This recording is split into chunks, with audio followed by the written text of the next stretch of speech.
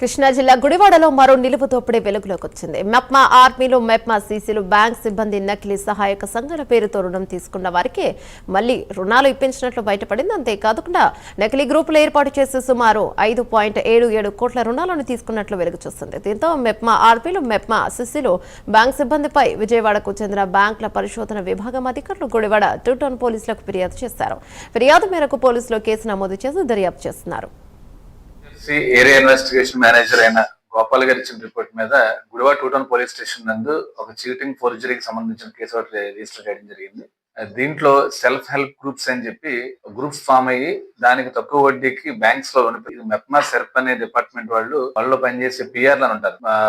ఆ పిఆర్స్ అనేది దీంట్లో మనం వీళ్ళని ఎక్కువ వీళ్ళని అందరూ రిసోర్స్ పర్సన్స్ అని చెప్పి ఆర్పీలు ఉంటారు. ఈ ఆర్పీలు వీళ్ళందరినీ ఎవరైతే సెల్ఫ్ హెల్ప్ గ్రూప్స్ ఉన్నాయో ఈ గ్రూప్స్ నుంచి మనం తీసుకెళ్లి లోన్లు ఇప్పించి ప్రాసెసింగ్ చేస్తూ ఉంటారు. దీంట్లో మాకు ఇచ్చిన రిపోర్ట్ ప్రకారం ఈ గ్రూప్స్ అనాథరైజ్డ్ గ్రూప్స్ ఫామ్ చేసి యాక్చువల్ మెంబర్స్ యాక్చువల్ గ్రూప్స్ ఉన్నవి ఆల్రెడీ లోన్స్ తీసుకున్నారు.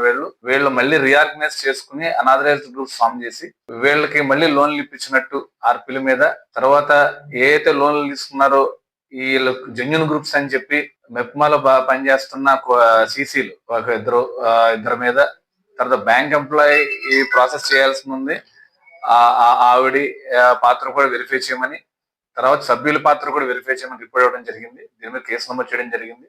దీన్ని వచ్చిన మెరిట్స్ మీద దీన్ని ఫైనలైజ్ చేయడం జరుగుతుంది.